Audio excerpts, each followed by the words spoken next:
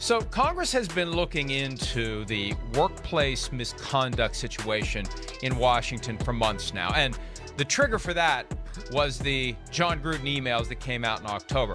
The reason to be concerned about how the NFL handled the Commanders' investigation had been there since July, but nobody paid any attention to it until John Gruden's emails came from the 650,000 documents that were harvested as part of the investigation into workplace misconduct. So that's what Congress has been looking at, the U.S. House Committee on Oversight and Reform. Last week, reporting emerged, Chris, that the committee has begun to pivot toward financial improprieties, and we didn't know what the financial improprieties were until we did. Initially, Front Office Sports reported that there was a question of two sets of books, which is always a red flag. Over the weekend, AJ Perez of Front Office Sports, and this is brave stuff.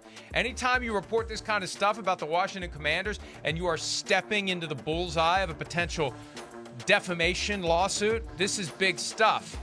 AJ Perez valiantly and courageously reporting that the Oversight Committee has received information alleging that the Commanders used a scheme to hold back ticket revenue from the NFL. Holy crap, Batman.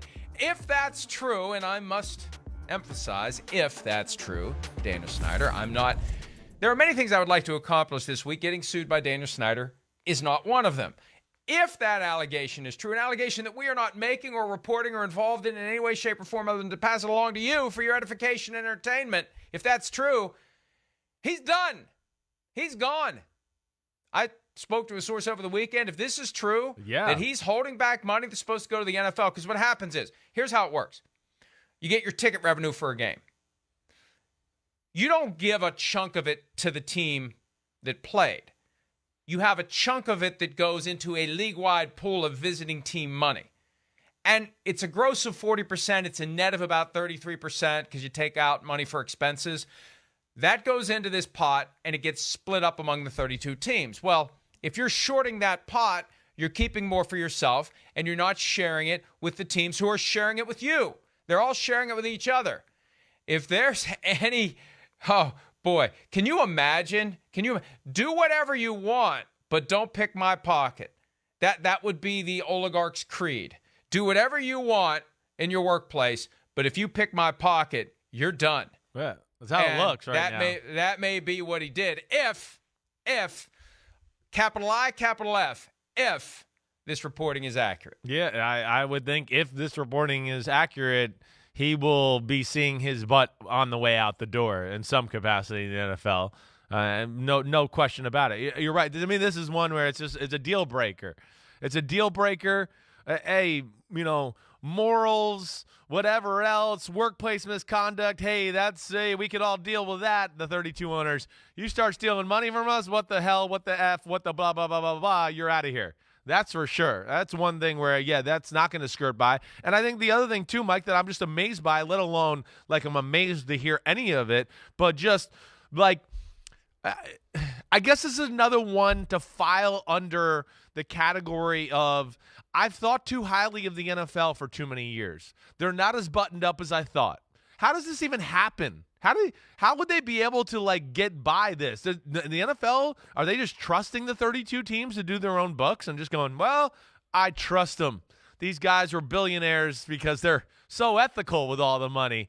Let's trust them and they'll share it. I guess I'm shocked to hear that could even get to this point, I guess is what I would say. That we could get here and the NFL and we're all learning that, wait, 1/32 of a team is withholding funds? I just didn't think that was even possible in the way things were done in the NFL. Well, yeah, it is possible, but you would think that the deterrent of getting kicked out of the league would be enough to keep you from doing it. Yeah, you're right. So it happens. And look, I said this last week in a different context altogether. I can't remember who we were talking about. Maybe it was the 49ers and their quarterback situation. The problem with constantly thinking you're the smartest person in the room is you eventually learn the hard way you're the dumbest. And Snyder, if this is true, you would have to think that he believed he could outsmart whoever it was that is responsible for being on that wall. You need me on that wall. You want me on that wall. And he must have thought he could outsmart whoever was on that wall to make sure that the numbers weren't being cooked, that the numbers weren't being manipulated, that he wasn't funneling cash into his own pocket. And this gets back to one of my broader concerns as it relates to membership in club oligarch. All you got to have is enough money to go buy a team. I don't think they do a background check on you from the standpoint of, is this a responsible person? Is this someone who's going to potentially try to swindle his partners? Or is this somebody who's going to run a front office that isn't rife with sexual harassment, allegedly, and other misconduct, allegedly? So that's what you get when you let the person who can show up with the biggest bag of cash buy the team, and we'll worry about the details later. You're going to get some people, potentially, allegedly, possibly, who aren't the best people to do business with. So, to a certain extent, the NFL only has itself to blame if this happened. And the question is, how far back does it go, Chris? And that's the other thing, too. Beyond him getting his ass kicked out, there will be litigation on litigation here to get the money back. I would think that was so. Withheld if today's PFT Live brought to you by the word if it's true. If these allegations are true.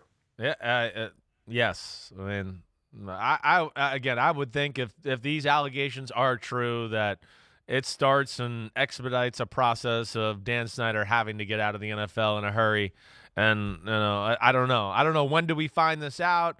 When's it all going to come to light as far as whether it's true or not? But crazy, serious, accusations, and of course, on the heels of so many other issues. And I mean, again, for people out there to think like, wait, this doesn't affect the football team and all of that. Alex Smith said it last week. Thank you. That's exactly where I was going. Like, I mean, come on, Alex Smith, who doesn't say anything about anybody or never criticizes and couldn't be like the more professional, nice guy in the world. He basically came out and was like, it's weird. It's weird working there. Of course it affects us. It goes in the locker room. Guys are talking about it. Wait, our boss, the guy that was here or says he's not here, not running the team, he's doing this. This is going on. I mean, it's one disaster after another. Of course the team is talking about it. Of course it affects the coaches and the staff and everybody else. So that's where it's just a horrible look for the Commanders. And damn, Ron Rivera has got to deal with a lot of crap ever since he took over this team. He's coaching with one hand tied behind his back. He really is, yes. At some point, it's got to affect him. Why did he take that job? Because he said last week, at a certain point, it gets old. He's doing what he can to coach his way through it. It gets old. We just got to go win football games. That's fine, but why did he take that job? He kind of rushed into that one when maybe there were other opportunities out there, unless he saw an opportunity to basically go in and take over. That somebody needs to stuff Dan Snyder in a locker and really show leadership here, and it's a challenge from that regard. And to that extent, I would admire it if that's his reasoning. But at some point, you got to wonder, why did you go there? Why did you voluntarily sign up for such a toxic stew of irregularities? And Chris, one of my favorite quotes is the epigraph to The Godfather, the novel. When you open it up, the first line is, "Behind every great fortune there is a crime," and it kind of gets what you were allegedly, if brought to you by the word if, but I'd never thought of it this way. It's not just behind every great fortune there is a crime. In front of every great fortune there is a crime. Everywhere you look when a great fortune is involved, there is a potential crime. I think that's what we're learning here. That, you get that rich and you stay that rich by being a little loose on the margins at a minimum. Allegedly, possibly, potentially, if. But that's what explains it. That's how you beat the system. You beat the system by cheating the system. If we haven't seen enough examples of that in plain sight in recent years, and I won't say anything more than that, but I think we know what I'm talking about. You just cheat. How do you win? You cheat.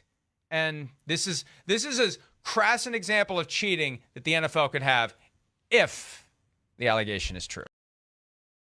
Hi, I'm Mike Tirico, and thanks for watching. Make sure to hit subscribe for the latest news and highlights from NBC Sports.